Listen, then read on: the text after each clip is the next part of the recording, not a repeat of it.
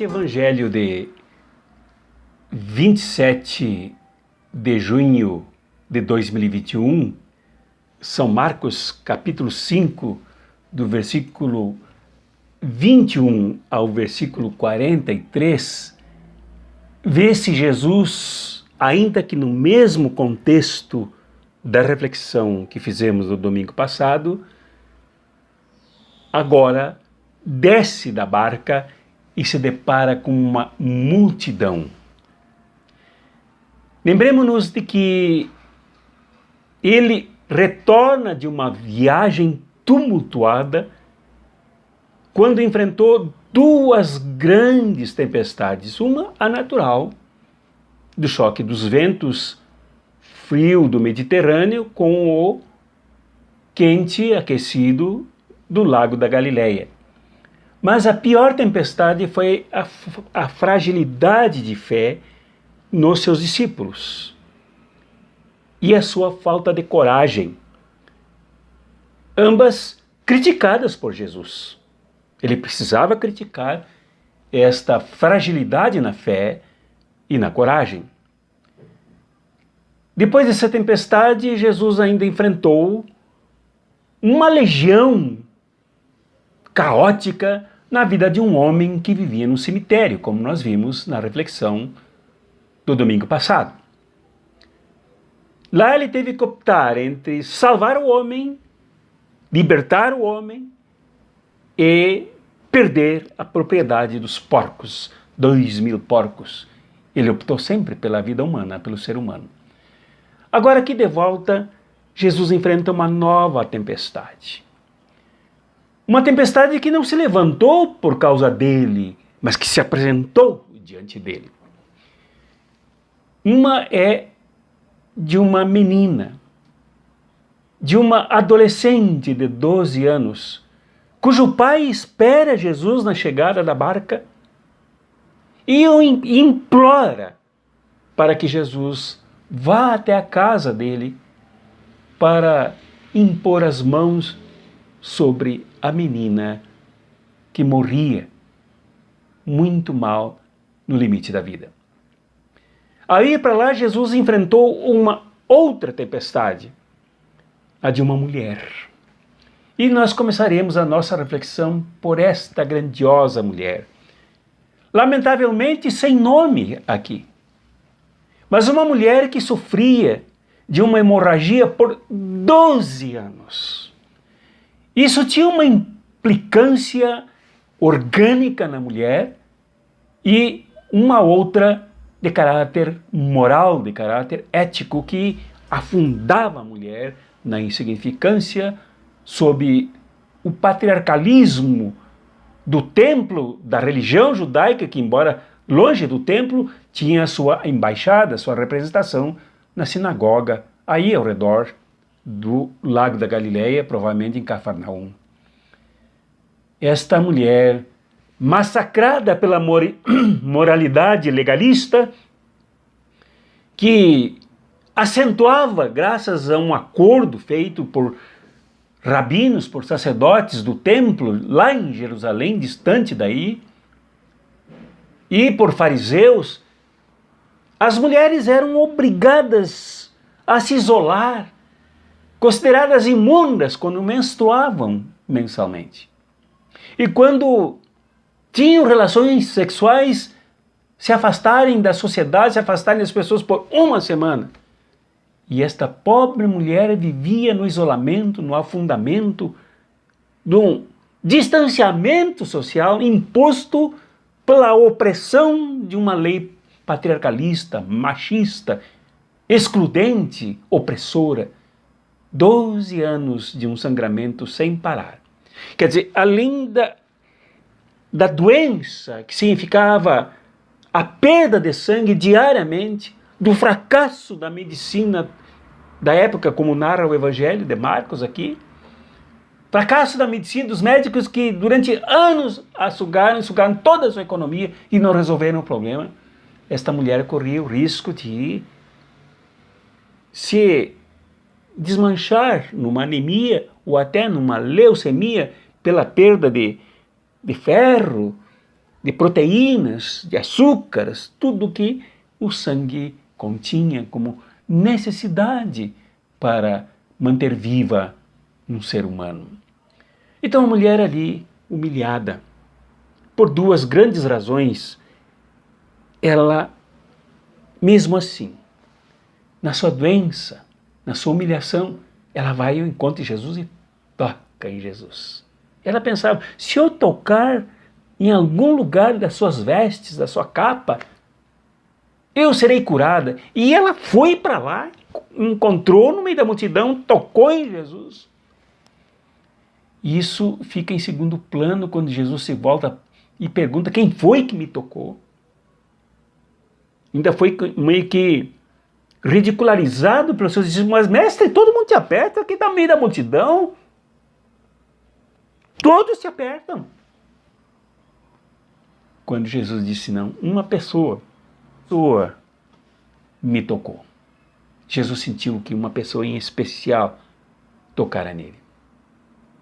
Este é o Jesus sobre quem a comunidade de Marcos pergunta, tanto lá em Roma, como eu venho dizendo, onde foi escrito este evangelho, como aqui na Galileia.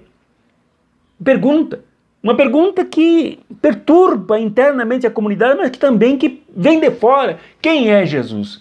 Jesus é este. É este que vem para servir e dar a sua vida em resgate de muitos. E ele dá a sua vida pelo mais extremo da opressão humana, que é o vivido pelas mulheres. Esta mulher é a representação do que há de mais desumanizante na sociedade, que é a vida feminina, que é a vida das mulheres, massacradas pelo patriarcalismo, massacradas pela religião, massacradas pelo machismo, massacradas pela lei. E é a ela e a elas que Jesus dá atenção. A mulher já estava curada, ela podia ter fugido, ela podia ter escapulido pelo meio da multidão, mas ela se ajoelhou diante de Jesus. E Marcos narra a situação emocional da mulher, trêmula, assustada, medrosa. Por quê? Porque esta mulher que não podia se aproximar de ninguém, muito menos de um homem religioso como Jesus, se descoberta, se acusada, ela poderia ser morta a pedradas ali, porque era isso que rezava a lei opressora, a lei interpretada pelos machistas. Ela poderia ser apedrejada ali. E Jesus a resgata, pergunta quem é a mulher. A mulher se coloca corajosamente. Quando Jesus disse, mulher, a tua fé te curou. A palavra em grego aqui, na língua em que foi escrito o evangelho, é soter. Te curou, te libertou. Vai, mulher, vai.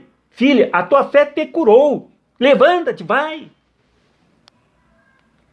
Então a cura não foi só orgânica, o estancamento do sangue, o processo da circulação normal da corrente sanguínea agora para fertilizá-la, para recuperar a sua saúde, mas a cura foi moral também, para que a mulher se colocasse de pé e não se humilhasse mais. Jesus agora declara a todos os ventos, esta mulher foi liberta, foi curada. E é esta a mensagem do Evangelho de Marcos para as mulheres. As mulheres não têm mais que se submeter a lei religiosa alguma que oprima, que isole, que corte relações, que distancie as mulheres da sociedade. Mas as mulheres têm todo o direito de se colocar de pé. As mulheres são curadas. Jesus curou esta mulher. Ela não tem nome, porque ela representa todas as mulheres aqui no Evangelho de Marcos, que tem uma predileção especial pelas mulheres. E a segunda mulher é uma jovenzinha, uma menina, uma guria de 12 anos. Esta guria teve o clamor do seu pai, também um homem, A mãe dela não tem nome aqui, não aparece o nome dela. Enquanto Jesus cura uma mulher com 12 anos de hemorragia, uma outra de 12 anos à beira da morte, e quando Jesus trabalhava com esta e se dirigia para lá, para a casa de Jairo, veio a notícia de que ela já havia morrido. Jesus não dá voz para a morte, como não deu voz para a opressão, não deu força para a opressão, não deu destaque para a lei moralista, excludente e machista, também ele não dá importância para a morte. E se dirige para a casa de Jairo. Lá havia uma multidão ao redor. Havia pessoas que gritavam no meio da multidão, pessoas que choravam no meio da multidão. E pior, quando Jesus disse que a guria não morrera, mas que dormia, que crescem, que ela se salvaria também. Ainda houve gente que debochou, que riu de Jesus. Esses sempre existem, esses sempre existirão, estas pessoas sempre darão esses espetáculos. Elas debocham dos que sofrem, elas debocham do luto, elas debocham do sofrimento, elas debocham da vida, elas debocham do próprio Jesus, debocham de todo mundo. Não há nenhuma nota aqui em Marcos de que Jesus tenha reagido, porque isso não tem importância. Lixo se coloca para um canto da história. E Jesus entrou, e aqui me chamam atenção alguns detalhes. Jesus entrou na casa, entrou com o pai, entrou com a mãe, mas ele levou Pedro, Tiago e João, seus discípulos, que daqui a pouco seriam seus apóstolos, que aqui no Marcos, que já escreveu de Roma, eram os seus apóstolos. E dentro da casa, ele convidou para que fosse ao quarto com ele. Jesus violou mais uma vez as leis opressoras. O moralismo que mata, o moralismo que adoece, o moralismo que exclui. Porque a lei rezava que não se toca em pessoas mortas. Jesus não estava nem aí para essa leizinha.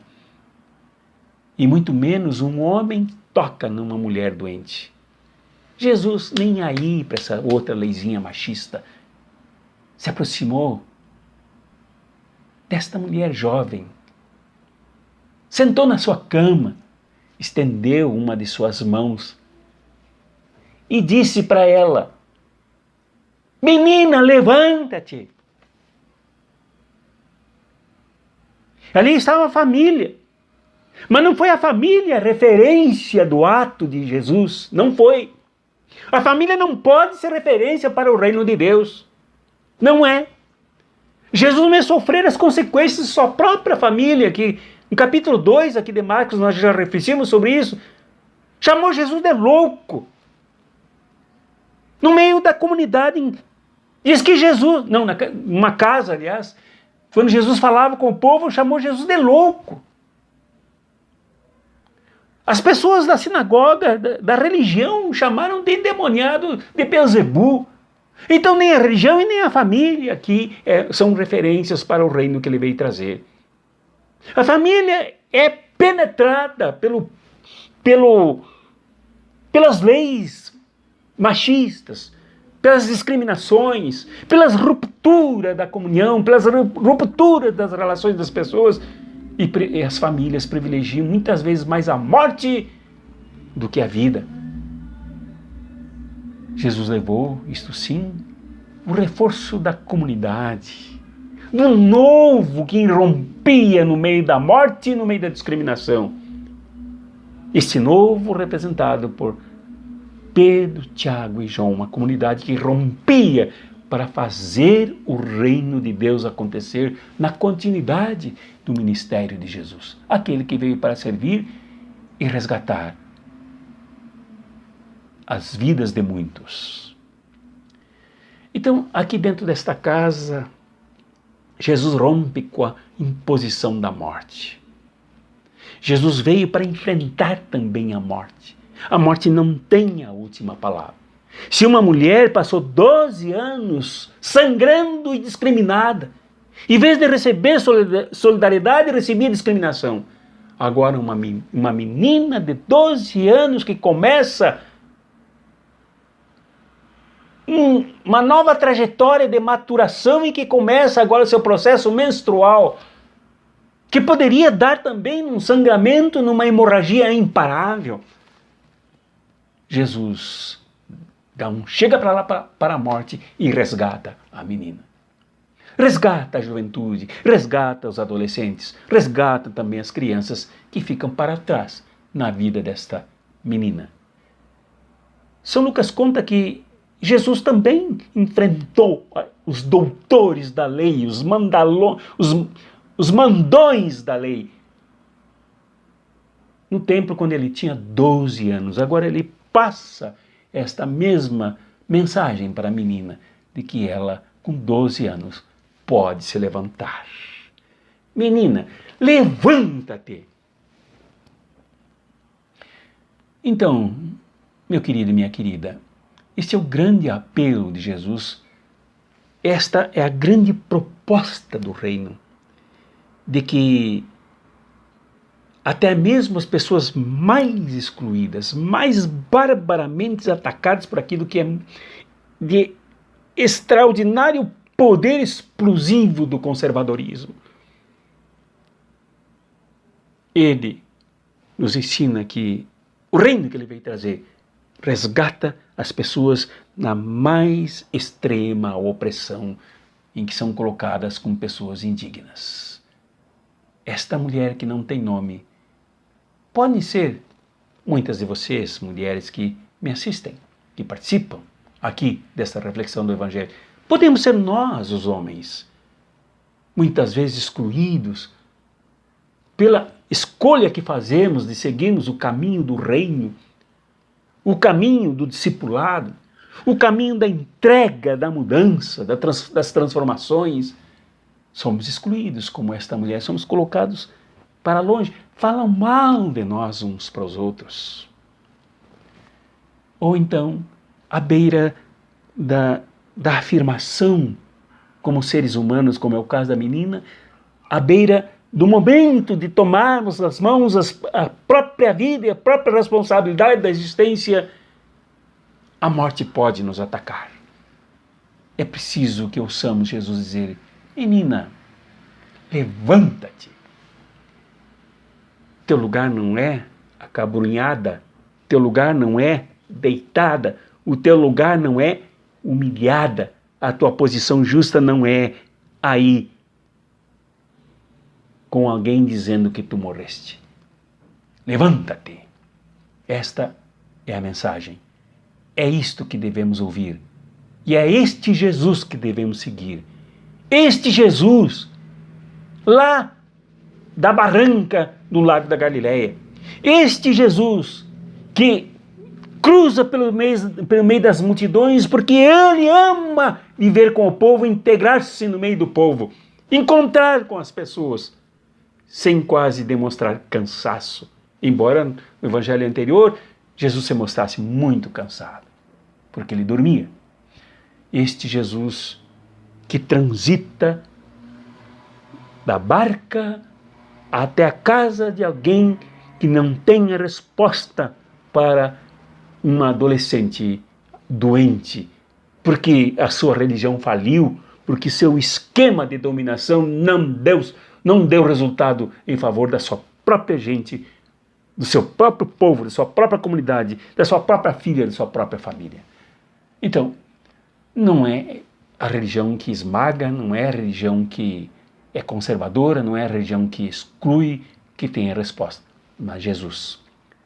Não são aqueles que ameaçam a mulher de morte, ser assassinada, ser apedrejada, por buscar se afirmar, por gritar, por tocar, por quebrar todos os protocolos e buscar em Jesus que tem a solução. Mas Jesus que para e dá atenção para a mulher e abre espaços novos de libertação. Que a tua fé te cure, te liberte, te resgate como ser humano digno. Que a tua fé te levante de onde estás, da condição em que te encontras, para te fazer pessoa digna, pessoa que siga Jesus, para transformar este mundo e torná-lo ainda mais próximo do olhar que Jesus dirige bondosamente sobre todos nós. Em nome do Pai, e do Filho, e do Espírito Santo. Amém.